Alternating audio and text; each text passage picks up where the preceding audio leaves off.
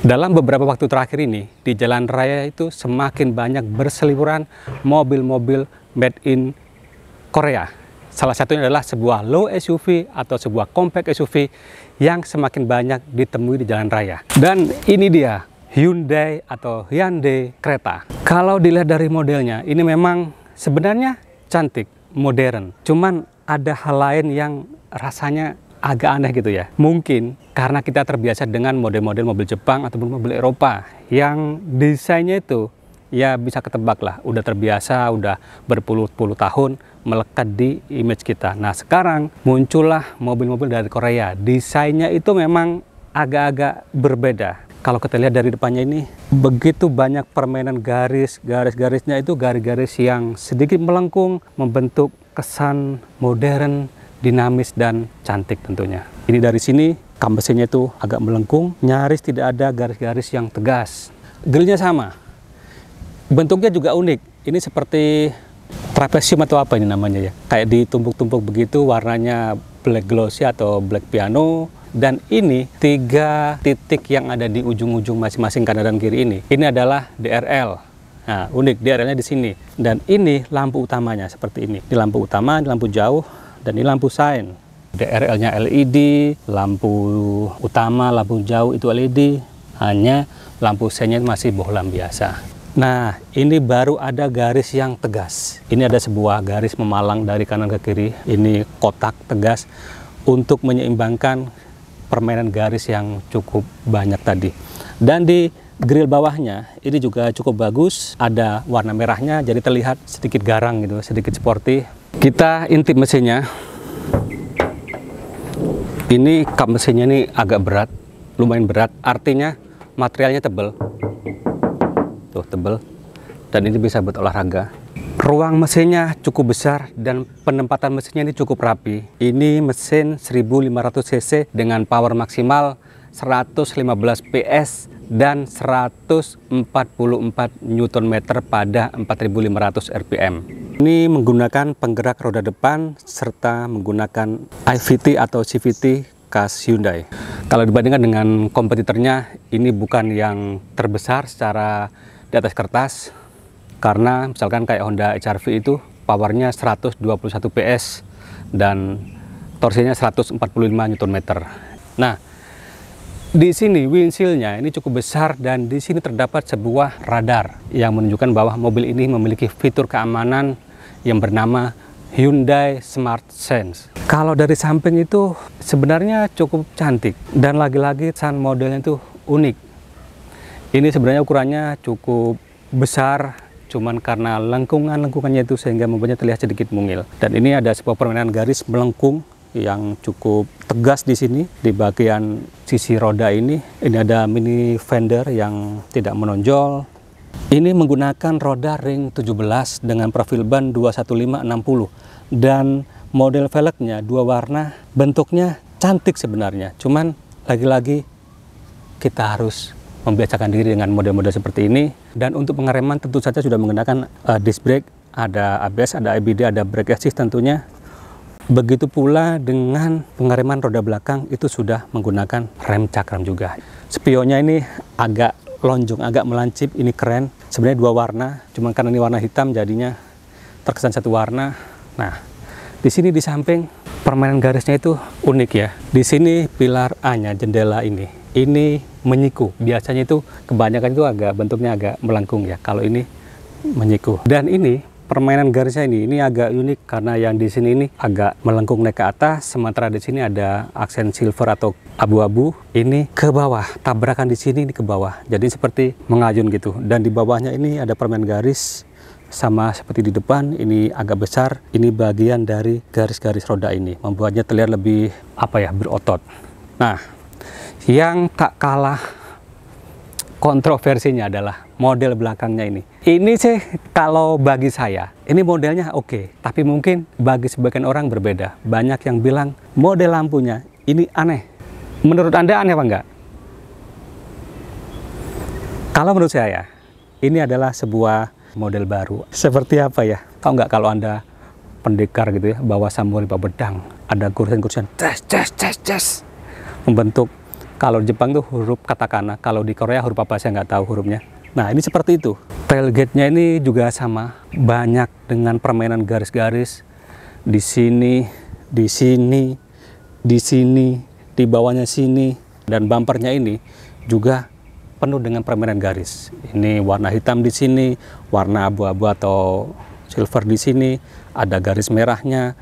Kaca belakang ada defogger, ada wiper, dan ada high mount stop lamp. Posisinya di luar. Nih kalau kita buka, kita intip bagasinya. Nah seperti ini. Sebenarnya cukup luas, cukup lebar. Hanya saja ini posisinya tinggi. Termasuk bibir dari kap bagasi ini cukup tinggi. Jadi kalau bawa barang tuh harus sedikit ekstra mengangkatnya, melewatin sampai di batas bibir kap bagasi ini. Ini cukup lebar, bisa menampung barang-barang besar, bawa 3 koper besar, 4 koper besar. Kalau galon aqua mungkin bisa 6 mungkin. Dan di sini penyimpanan roda cadangannya. Ini full size, dan ini kalau mau diangkat gitu, ini ada stoppernya. Nah, untuk memudahkan kalau mengangkat roda cadangan. Misalkan ini masih kurang luas, kita bisa melipat jok belakangnya. Cuman pelipatannya tuh harus ditarik biasa, jadinya ya agak unik. Ini memang tidak terlalu rata lantai, tapi lumayan lah, memberikan tambahan space ruang bagasi yang lebih luas, lebih lebar lagi. Jok baris kedua atau jok belakang ini sebenarnya cukup nyaman, bahannya kulit. Ini cukup nyaman, bisa menopang badan saya dengan cukup bagus, apalagi kalau sandaran kepalanya diatur begini. Ini nyaman sekali. Sayangnya ini nggak bisa di reclining, hanya satu posisi tuh. Jadi kalau kita melakukan perjalanan jarak jauh, ingin mendapatkan posisi duduk yang lebih rebah lagi, lebih reclining lagi, itu nggak bisa. Dan ini jujur saja nih sangat lega. Legroomnya ini sekitar hampir 20-an cm. Headroomnya tidak terlalu lebar, hanya segini, sekitar ya 7 cm. Cukup bagi saya yang tingginya 168 cm. Dan yang saya suka di sini adalah adanya panoramic sunroof. Ini bukan moonroof, tapi sunroof, karena yang depan ini bisa dibuka. Ini lebar sekali, panjang dari depan ke belakang, dan ini memberikan apa ya, kesan mewah, lebih terang kalau lagi gelap begini. Ini lagi mendung. Di sini ada armrest dan ada cup holdernya. Oh ya, cerita doktrin dulu ya. Ini lapisannya keras, yang sini plastik, dindingnya plastik. Sedangkan untuk armrest ini empuk.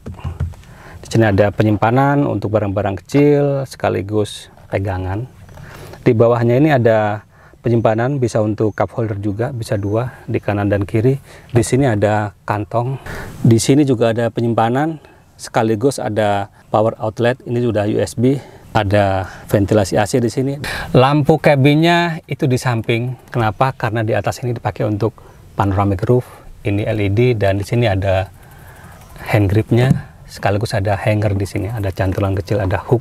Dan jok belakang ini juga dilengkapi dengan Isofix. Jadi kalau bawa car seat, baby car seat, itu bisa di sini. Ini sudah keyless, untuk masuk tinggal masuk aja selama bawa kunci remote-nya. Wah, kalau ditutup tuh firm banget, blek gitu, tidak kaleng-kaleng. Ini begitu masuk ke kabin depan ini dashboardnya, ini sporty, modern. Ini permainan garisnya ini menarik. Jadi kayak terbagi dalam 2 bagian, kanan dan kiri. Ini melengkung di sini sisi driver, sisi penumpang juga ada lengkungan gitu di depannya, dipisah oleh sebuah separator, sebuah konsol tengah yang ada head unitnya. Ini bagi saya cukup menarik. Begitu kita nyalakan, ini langsung MID-nya itu memunculkan sejumlah informasi. Ini full TFT, cukup besar ukurannya. Di kiri itu speedometer, sebelah kanan tachometer, di tengahnya itu ada multi information display. Dari sini pengaturannya. Ini ada drive info, ada trip, ada average atau pemakaian BBM, ada timer, ada macam-macam, ada driver assistant, tuh macam-macam. Ada cluster, ada light, ada door, convenience, ada macam-macam cukup lengkap lah. Nah, di sampingnya itu ada tire pressure monitoring system. Cuman ini harus jalan, harus dikendarai untuk memunculkan informasi tekanan anginnya. Kita ke setirnya. Setirnya ini berbalut kulit, nyaman digenggam. Ini pala 4. Di sini ada aksen chrome-nya. Dan sisi kanan ini selain tombol untuk pengaturan cluster meter, juga untuk fitur Hyundai Smart Sense-nya. Dan di sini juga ada untuk cruise control-nya. Dan di sisi kiri itu adalah pengatur audio yang terhubung dengan head unit. Nah, ini head unitnya cukup besar. Ini tertanam gini, built-in, menu-nya cukup lengkap. Ada kiblat bagi Anda yang dalam perjalanan di tengah jalan mau sholat bingung arah kiblatnya, tinggal pencet aja. Nah, dia akan menunjukkan. Oke sih, ada telepon, ada phone projection, ada voice memo, radio, media, valet mode, ada setup, user manual, banyak, ada BlueLink. Oh ya, BlueLink ini sebuah fitur yang diberikan oleh Hyundai. Kita bisa mengatur atau menggunakan banyak fitur melalui aplikasi BlueLink yang dipasang di handphone, di smartphone. Jadi dihubungkan dengan mobil kita bisa mengontrol kendaraan kita, mulai dari menemukan tempat parkirnya, menyalakan, mematikan, mengatur banyak hal pokoknya di situ, sampai informasi mengenai mobil. Tapi BlueLink itu kalau tidak salah ya, itu gratis 3 tahun, setelahnya berbayar. Di bawahnya ini panel AC, belum dual zone tapi sudah otomatis, sudah auto, walaupun untuk mengaturnya itu pakai knob ya, harus diputar-putar. Arah hembusannya juga cukup lengkap. Di bawahnya ini ada 3 slot power outlet. Ini juga ada wireless charger. Jadi kalau bagi Anda yang memiliki handphone yang ada fitur wireless chargernya, itu bisa di sini. Nah, ini tuas transmisinya ini bentuknya unik, nyaman digenggam. Materialnya juga terlihat oke, terlihat bagus ya. Ini IVT. Nah, di sini ada sirkulasi untuk tempat duduk penumpang depan, kanan dan kiri. Ini ada kamera juga untuk memantau kondisi di sini. Sayangnya belum 360 derajat. Di sini di konsol tengah ini selain ada untuk cup holder, di sini juga ada pengaturan drive mode. Nah, drive mode-nya ini ada eco, ada normal, ada sport, ada smart, ada traction juga, ada snow, ada matte, ada sand. Rem parkirnya sudah elektrik dan sudah ada auto hold-nya. Dan di sini ya, ini konsol tengahnya ini, penyimpanan konsol tengahnya ini tidak terlalu besar tapi ya cukup lah. Dan di sini yang saya bilang tadi di belakang ini ada air purifier-nya. Jadi udara lebih bersih, virus-virus akan mati. Jadi penumpangnya lebih sehat. Nih kalau kita begini kan ada anginnya. Kita kembali ke dashboard. Ini materialnya terlihat biasa saja, tidak terlihat yang wah banget, tapi cukup oke lah plastiknya, tidak ada lapisan lembut. Untuk tombol lampunya ini sudah auto, lampunya sudah auto, dan untuk wipernya sayangnya belum auto, tapi ini ada intermittennya. Dan di sini ada pedal shift. Setirnya ini tentu saja sudah teleskopik dan tilt steering, jadi memudahkan kita untuk mendapatkan posisi berkendara yang sangat nyaman. Nah, kita ke door trim. Door trimnya ini keras, dindingnya keras, tapi bagian armrest itu empuk. Ada penyimpanan sekaligus pegangan di sini. Ada pengatur power window yang auto hanya sisi driver. Ada untuk mengunci pintu. Ada pengatur spion. Di bawahnya ini ada cup holder 2 dan penyimpanan kecil. Di sini ada tombol stability control. Untuk sun visor ini ada cermin, nggak ada lampu. Yang sini sama, ada cermin tapi tidak ada lampu. Apa sih susahnya ngasih lampu ya? Dan di sini ada lampu cabinnya, ini sudah LED. Ada tombol BlueLink, ada SOS juga. Dan di sini, ini saya bilang tadi, ini ada panoramic sunroof. Untuk membukanya di sini, ini udah elektrik. Ini kita tutup, tadi dibuka. Nah, untuk ngebukanya, ngebuka semua ke belakang. Nah, ini sunroofnya kebuka, covernya kebuka. Nah, bisa buat dada-dada di atas ataupun kampanye. Untuk joknya ini cukup nyaman. Ini bisa menopang badan saya dengan cukup bagus. Bisa dibilang ini salah satu compact SUV atau low SUV yang joknya sangat nyaman. Ini tentu saja bisa diatur maju mundur, bisa reclining, dan bisa diatur ketinggiannya, elevansinya. Cuman semuanya masih manual.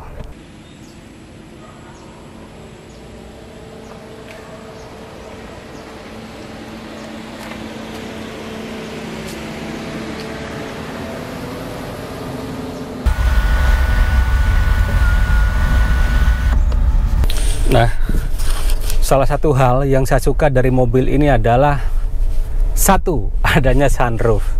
Jadi kita bisa melihat ke langit, dan kalau lagi agak mendung seperti ini, jadi lebih terang. Kabin itu terasa lebih lega, lebih lebar, lebih luas. Yang kedua adalah joknya. Ini joknya nih sangat nyaman, posisinya sangat nyaman sekali, bisa menopang badan saya dengan sangat baik. Yang ketiga, ini audionya. Wah, lagi dangdutan ini. Ini dia.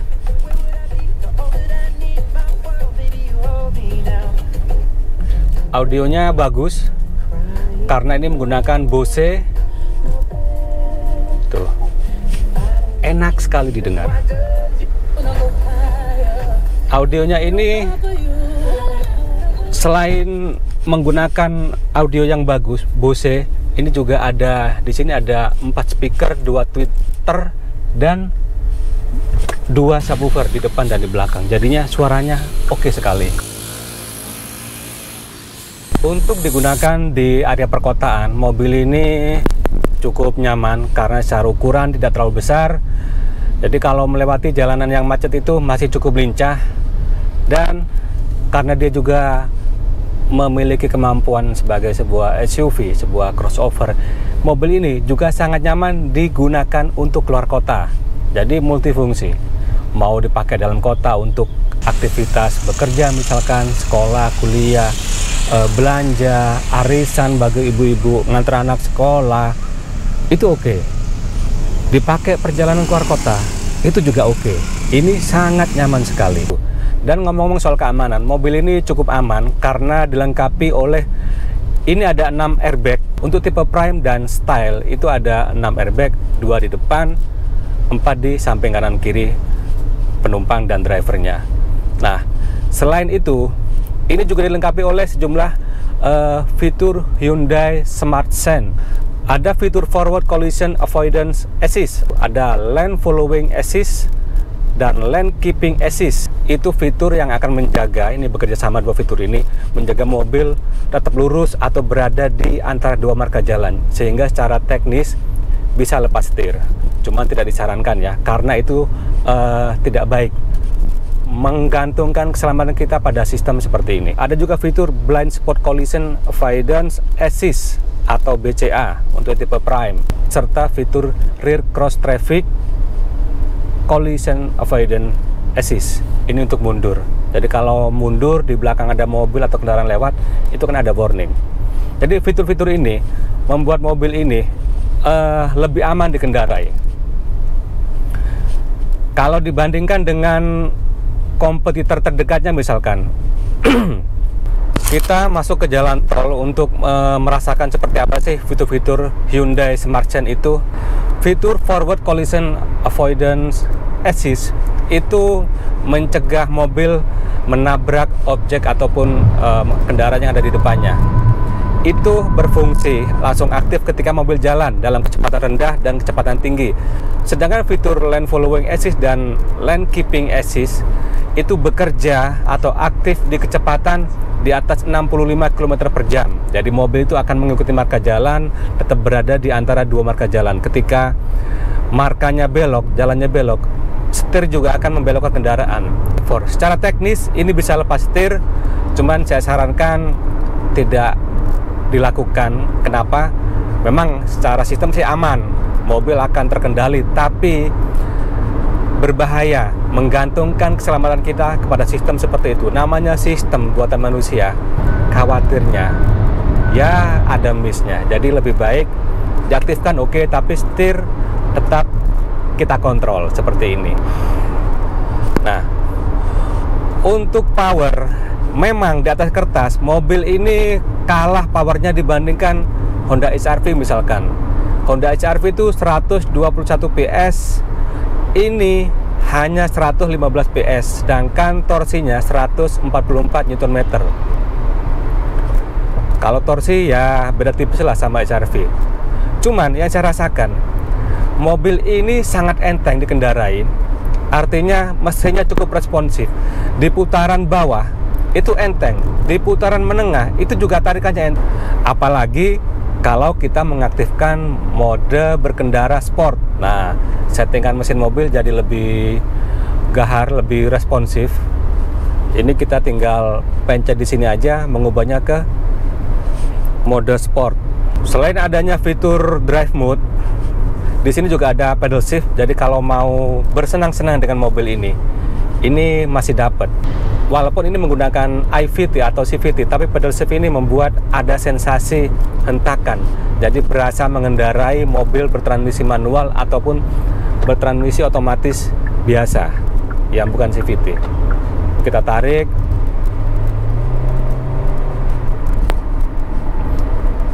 Memang sih ada jeda sih. Ya maklum lah, ini menggunakan CVT gitu. Dan enaknya lagi kalau digunakan jalan tol ataupun di jalan luar kota yang lancar, ini ada fitur cruise controlnya. Hanya saja sayangnya ini belum adaptif cruise control. Untuk urusan konsumsi BBM, mobil ini cukup irit. Rute kombinasi tuh saya dapat 16 km per liter. Sedangkan kalau di dalam kota dengan kecepatan 20-40 km per jam, itu dapatnya di antara 13-14 km per liter. Itu sebuah angka yang cukup bagus. Nah, kalau di luar kota atau jalan tol yang lancar, kecepatan 70-100 km per jam, saya dibuat takjub karena angkanya itu di atas 20 km per liter. Jadi mobil ini cocok digunakan dalam kondisi harga BBM yang tengah tinggi seperti ini.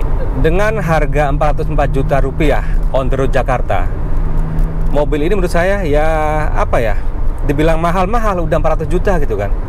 Tapi fiturnya banyak. Handlingnya nyaman, dipakai itu nyaman. Kalau dikomparasi dengan Honda HR-V misalkan, di harga segitu, itu akan dapat Honda HR-V tipe SE, harganya 405 juta rupiah. Fiturnya ya 11-12 lah. Kalau Honda itu ada Honda Sensing, kalau ini ada Hyundai Smart Sense. Jadi sama-sama cukup lengkap fiturnya. Yang membedakan nih, sunroofnya, panoramic sunroof ini. Kalau di Honda HR-V itu tidak bisa dibuka, tidak ada sunroofnya, melainkan hanya panoramic roof, dan membukanya pun harus manual. Bahkan yang belakang itu harus benar-benar diambil penutupnya dan dilipat. Kalau ini enggak, otomatis. Ini lebih oke. Untuk urusan kekedapan kabin, mobil ini cukup bagus.